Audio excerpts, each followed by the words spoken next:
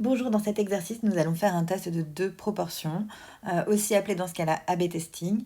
C'est quelque chose qui est très courant, qu'on utilise beaucoup sur Internet. Donc voilà l'idée, vous avez une entreprise qui veut tester deux types d'emails. Alors ça pourrait être autre chose, hein, ça pourrait être deux couleurs pour son site web ou ce que vous voulez. Et donc elle va prendre un échantillon parmi ses clients de 200 personnes et envoyer un email A à 50% des clients et un email B aux 50 autres pourcents. Et ensuite, elle va mesurer le taux de clics donc, qui ramène sur le site dans chacun des emails et va s'apercevoir dans notre situation que chez les clients A, il y a eu 6% de clics alors que chez les clients B, il y a eu 8% de clics.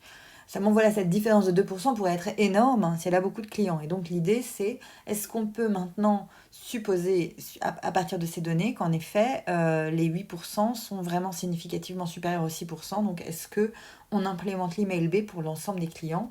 Et même question, si au lieu d'envoyer à 50-50, on envoie à 30 et 70% des clients. Donc, déjà, il faut formaliser tout ça en posant donc des notations. Donc, les échantillons que l'on regarde, pardon, on va les appeler XA et XB. Hein. Donc, XA va être indicé par 1, 2, hop, jusqu'à NA. On va prendre NA valeur. Tout ça, ça suit une loi de Bernoulli de paramètres PA. Et ensuite, on a XB, donc qui va avoir NB individus et hop, qui suit une Bernoulli de paramètres PB. On nous dit que NA et NB sont égaux, hein, c'est 100 personnes, puisqu'on prend 50% dans les deux cas, enfin, des 200 personnes de départ. Ensuite, on nous dit que l'observation de PA, c'est 6%. Donc moi, j'appelle aussi X bar A, hein, parce qu'après tout, c'est bien la moyenne empirique sur l'échantillon. Et PB, 8%. Et on veut faire le test suivant. Donc, l'hypothèse nulle, elle est claire. Hein, c'est est-ce que PA est égal à PB? L'hypothèse alternative, donc ça, il faut le comprendre à partir de l'énoncé. C'est peut-être pas évident à chaque fois, mais on nous demande en fait si ça vaut le coup. Donc, en fait, on nous demande de vérifier si PB serait supérieur à PA. Donc, c'est un test unilatéral qu'on doit faire ici, hein, à gauche. Ok, donc, il est toujours vrai. Qu'est-ce qui est toujours vrai? Que, alors ça, c'est le théorème central limite qui nous le dit, que x bar, oups, pardon, qu'est-ce qui s'est passé? J'ai tout perdu, voilà.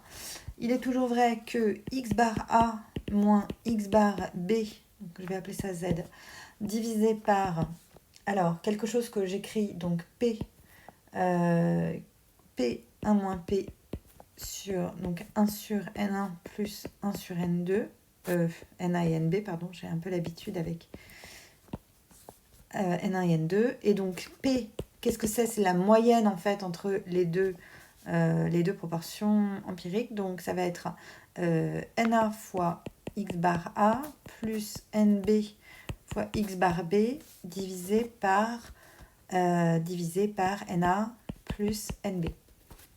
Donc ce machin-là, le théorème central limite nous dit que ça suit une loi normale 0, 1. Ok, même le théorème de Moivre à la place. Ensuite, sous H0, pardon, excusez-moi, j'ai oublié bien sûr de dire que ça, dans le cas général, il faut quand même avoir les moyennes, hop, PB. Sauf que sous H0, justement, cette partie que je viens d'ajouter disparaît, hein, j'étais allée un peu vite, et donc Z, du coup, ça va être plus simple, ça va être donc tout simplement X bar A moins X bar B sur ce machin-là, donc P, 1 moins P, hop, 1 sur NA plus 1 sur NB. Voilà, c'est un peu fastidieux, mais on y arrive. On a notre loi. Décidément. Ok. Donc, les observations, qu'est-ce qu'elles nous disent? Donc, observation. Alors, déjà, mon P chapeau, c'est-à-dire cette moyenne-là, hein, ça va être, dans mon cas, ça va être 7%, puisque le premier vaut 6%. Donc, si vous voulez, c'est 100 fois 0,06 plus 100 fois 0,08 sur 200. Bon, là, il n'y a pas tellement de calcul à faire. Donc, c'est 7%, c'est vraiment la moyenne entre les deux.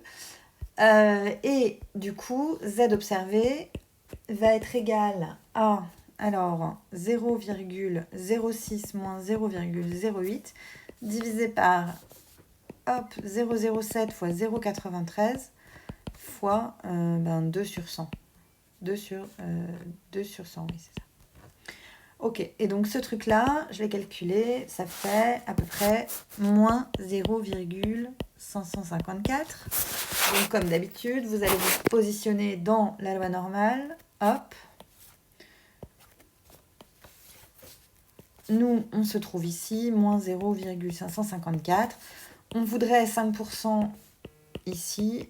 On sait que c'est atteint au quantile donc d'ordre 5%, c'est-à-dire moins 1,64 à peu près, ou 645. On est très très loin du compte, hein. Donc là, on ne peut absolument pas rejeter H0. Alors, vous notez que je ne dis pas qu'on accepte H0, je dis qu'on ne peut pas rejeter H0. C'est un peu différent. C'est-à-dire qu'on n'a pas assez de preuves statistiques pour rejeter H0. Ça ne veut pas dire que H0 est vrai.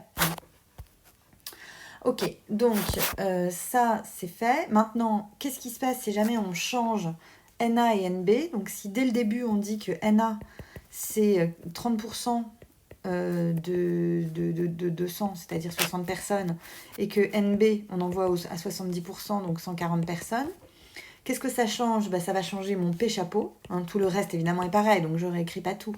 Donc P chapeau, du coup, ça va être 60 fois 6% plus 140 fois 8%. Donc vous voyez que ça va être un peu plus grand que 0,7 cette fois-ci.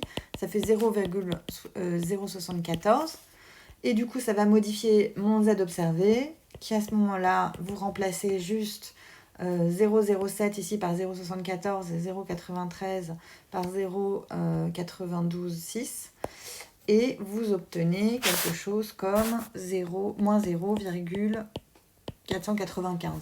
Donc vous ne rejetez pas non plus H0 dans cette situation. C'est simplement pour vous montrer qu'en fait, si vous changez les proportions, ça peut vous donner des résultats différents et dans certains cas, ça peut faire basculer votre test. Hein. Voilà, j'espère que c'est clair et que ça vous a aidé.